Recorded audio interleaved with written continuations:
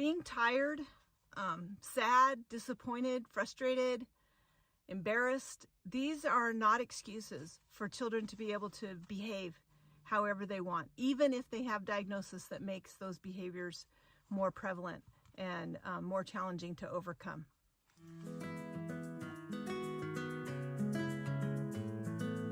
Hi, welcome to the Parenting Bridge podcast. I'm Dr. Michelle Alden, a licensed professional counselor, parent coach, and family therapist, and I'm here to help you to build a bridge to your best family possible. So I want to talk to you today about this whole idea of kind of inner and outer control and how we can help you as a parent to play a role in your child's development for inner and outer control. Because as kids develop, and usually they learn this at young ages, they move from outer control, of people being, just the rules and the guidelines of society and parents and kind of outside forces, to be able to have inner control, and which is kind of that voice or that stop sign that you might have that keeps you from behaving poorly or doing the wrong things. And what I found is the kids that I work with, the families that I help, there's not a stop sign. There's not even a pause button. And that our kids are really lagging in inner control. They don't have the skills to control themselves with internal reasons. Like there's no stop sign. It's like they see it, they want it. It's kind of like toddler rules, right? And they're older, and so we're expecting that they know. Like, better, but really they may know cognitively, but they don't have the ability to put that in place. And so therefore, then they have to have this outer controls, right? Like we have to have structure, and we have to have systems, and we have to have values and things like that in place, because they're not able yet to move on their own value system. And really, even our teenage kids, like they need those things. Even our neurotypical kids need that strong value system. Our society needs it. That's why we have societal norms. And that's why we have consequences when those norms are broken, because there are people that they don't care about that, or they are not thinking about that, or maybe they don't have that inner or outer control. So then more force and more control has to be given. But you as the parent, like you have a role to respond and to be aware of the inner struggle of your child. And being aware of that inner struggle does not excuse your child's behavior. And so even being aware of their neurodiversity, their diagnoses, that they're tired, that they're hungry, those are all really good indicators so that we know what to do, right? But we still have to put into place those outer controls. It's like, even though you're hungry, you don't get to just, knock people out of your way, run to the front of the lunch line and grab your food. There's rules, right? There's things you have to do. And so that's a really good example of how we are aware of the inner struggle, but we have to still provide that outer control of what the guidelines are. And what I've found, especially in the last few years of working with families, with parents, is that that you may not have been taught that, and that you may not have had that as a child growing up. And so you're having a difficult time teaching that to your kids. Or the flip side, your parents were maybe very, authoritative. And so you've moved away from that, and you maybe moved away from like, well, I don't want my kids to feel like they, have to do this or they have to do that. But what happens in our society and what happens in our social groups when there are no guidelines or rules, it is kind of mayhem, and that may be happening in your home. So I encourage parents, I encourage you to have value systems, and to have it so that like, this is how it's going to be in our home, and that your kids grow up knowing that. It doesn't mean that you're going to be able to force them to live that way when they're older. They are going to be able to make their choices. And even as they're going through there are things, through junior high and high school where they're questioning your value system and questioning those things. There is a seeking that has to happen for themselves, but I think it's really important that they know what you believe and why you believe it, and that they grow up with that. And I think on our role as parents, like, we just have to know that we are going to have to be a guide, and that we're responding to that inner struggle, but we also have to show them how to work through it. So, I mean, this is a big part of what I do as a parent coach, is that I'm helping parents to know what to do about the struggle. A lot of parents have had good training about understanding and listening to their kids and understanding their feelings, and trying to validate their feelings. And maybe you felt like your feelings were not validated when you were a kid, and so you've done a lot of work around that, and that's not how you want to raise your kids. And I am all about, like, validating what they're feeling, but I also feel like in that I want you to think about what you want them to do about it. So we can tell a kid, like, hey, it's okay to be angry or frustrated, or when they tell us about something that made them mad, and you can identify, like, they're not really angry, they were embarrassed, or they were disappointed. And anger is the most accessible emotion because it doesn't make you feel weak. It's like, it gives you power and strength. And so to be able to say to a child, like, of course you were embarrassed, like, that was so embarrassing, and what can we do when we're embarrassed? How do we handle it? What do we do?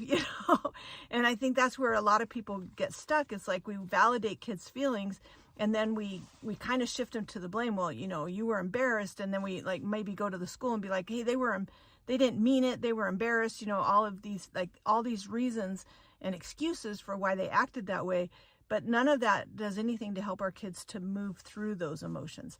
And so as a parent coach, I feel like it's, that's what I want to help to guide you in, is so that we don't just get stuck. I work with families where I feel like the whole family is kind of stuck in the emotional, reactive part of their brain. So something happens at school, the kid tells you about it, then you have a reaction and you go to the teacher, or you're trying to deal with it on this end. But really, like, we are designed, we can meet these challenges, our kids can meet challenges, and we can help them through it. Yeah, that was really embarrassing. And yeah, I know it made it even worse when people laughed. But let's talk about what we can do when we get embarrassed next time, because we cannot promise our kids that they're never going to get angry again, or that if they use these skills, they're never going to get embarrassed or, be disappointed. They're going to have all of those things in their life, and we want to know how to do it. So I like to start with just encouraging you as the parent to really think about how in your family you handle simple things like anger. Like, when you're angry at your spouse or your partner, or even at your kids, what do you do? Like, you may do things that you don't want to do. Maybe you yell, maybe you slam things around, maybe you just walk away and don't communicate. But what do you want to do with anger? How do you want to handle it? Really think about that. And what do you want your kids to do? It's so much easier to help our kids to do something rather than to get them to stop doing something, right? So when you tell a kid, stop doing that, or don't do that, or why are you doing that? They're just stuck. Like, that doesn't give them anything. But when we are able to say, when you're angry, here's what's okay to do. And then just know that because you're going to have to be aware of that inner struggle in the child, they're not going to have the skills to think, oh, this is that time when I'm really angry and here's what I should do. They're not in that part of their brain where they can think about that. So then you're going to have to help them. Like, I see you're getting frustrated. So remember, here's what we're going to do. We're going to take a break. We're going to go for a quick walk, and we're going to come back and we'll try this again. And so you're working on what you can actually do about that in the moment with your child, not just expecting them to use their coping skills, or, hey, you told me that next time you were angry, you were going to, tell me that you needed to take a break. Remember, these kids are not set up to do that. They're not able to access that. They're lagging in that inner control to be able to think, like, I'm about ready to do something crazy. I need to do something, right? And so hopefully as you've matured and grown, that you know, even though you may have times when you blow it and mess up, that you have enough inner control to be able to see like, okay, next time I have to catch it earlier. I can remember I was in a really toxic relationship, and I would feel like I kind of would emotionally, sometimes physically, but mostly emotionally, get backed into a corner and when I would get backed into a corner, then it's like I would finally come to a place where I was just like beyond myself, like, you know, like gonna fight my way out of it, you know, like just I was never it was never physical, but it was just more emotionally, like you just felt out of your mind, like, and I hated that feeling. I hated that feeling of feeling like I lost control, and then you know, being the one that's like yelling or you know, or whatever, and so I remember going through this process and working with a coach to talk about how best to come ahead of that. And I found that for me, it was to not get backed into the corner, to stay out of conversations that were going to back me into that kind of a corner, and to recognize that as early as possible. And I encourage parents to do that as well, to recognize what's happening with your kids as early as possible, not to get them stuck there, not to necessarily have a conversation about why are you sad, or what are you know, or what's going on, but to help them to like, hey, I can see you're getting frustrated. I can see that you're really sad or disappointed that this isn't going to work out with your friend today. So let's think about what we can do. And at first they're going to be so distraught and in the emotional part of their brain that they're not going to want to come to solutions. And if you catch it too late, they're already in that emotional reactive part. They're not going to come to solutions for a while. They're going to have their fit or their meltdown or whatever, and you're going to have to ride it out with them until we can get to a place where it's like, gosh, like that was really hard. I know you were so disappointed, but let's talk about what else we could do. You know, instead of being able to go to your friends on Saturday, what are some other things we could do that day? And next time, how can we, you know, do it better? And depending on how escalated your children are and how stuck they are in their reactive part of their brain, you may have to come up with the suggestions, and you may have to say, you know what we're going to do instead? Because I can see like you're totally bummed. So here's what we're going to go do. We're going to go do X, Y, Z. And you lay it aside. And that may seem really counterintuitive if you've been in counseling for a long time, if your kids have been in counseling for a long time. What? We're not going to talk about their feelings and go over it? Because I've found like most kids aren't going to process it by talking about their feelings.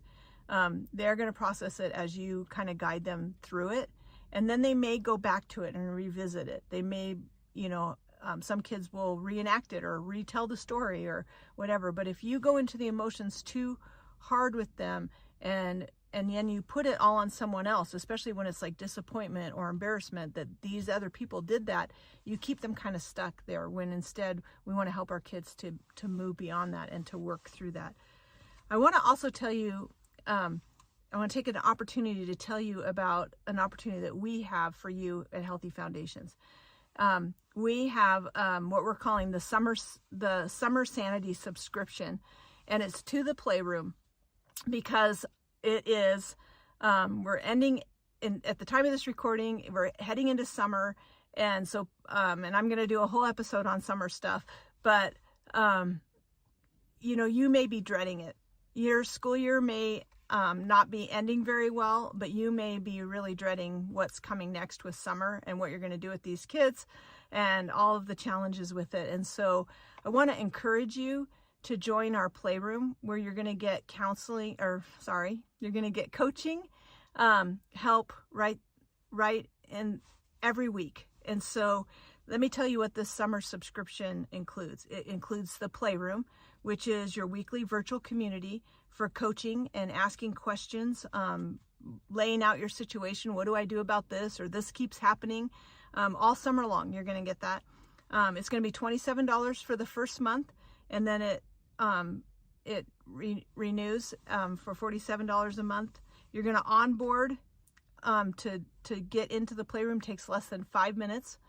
And you're going to join live every single Wednesday at noon Mountain Standard Time, or you can catch a replay. You get the replay and you can watch it over and over, especially if you were coached. Like, you're going to want to watch it again and, like, what did she say? Like, that was perfect for my situation. Or if you missed, you get to watch it at your earliest convenience. You can cancel anytime. You're also going to get the family fun list, which has over 50 different simple ideas for creating fun this summer. You're also, with this summer sanity subscription, you are going to get Parenting the ADHD Kid course, which is, you're going to get it at a bonus of $25, and normally it's $99. So you're going to, access that ADHD course this summer. You are going to be just so far ahead of what you're going to do for this next school year if you have an understanding of how your kid's brain works. And even if your kid doesn't have ADHD, which most kids, that's kind of their first diagnosis, but it's autism or something else. Like, this really has to do with how their brain's working. So you're going to want that course. It's going to really help you. So don't let time steal your joy this summer. Like, be ready, get the coaching that you need. The playroom is open all of the time, but this summer sanity subscription is going to really help with the challenging behaviors. We really want to help you to create the family that you want. There's another option. We have a premium offer that you might also want to take advantage of. If you take advantage of this before June 1st, it's going to be $300, and you're going to get an hour of one-on-one personal coaching and encouragement with me about your specific challenges. And that consultation, you have all summer to complete it. You have to complete it by August 15th. You're going to get the Parenting ADHD Kid on Demand course for free as part of your premium offer. You're going to get the first month of the playroom for free, and then it will automatically subscribe you after that.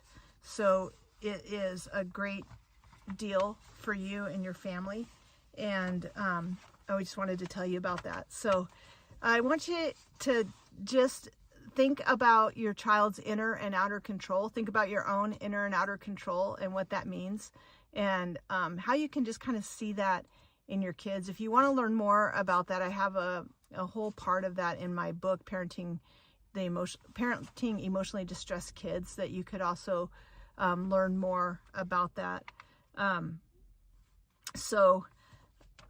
Thanks for joining us today, and I hope this was helpful, and please join the playroom. You will not be disappointed.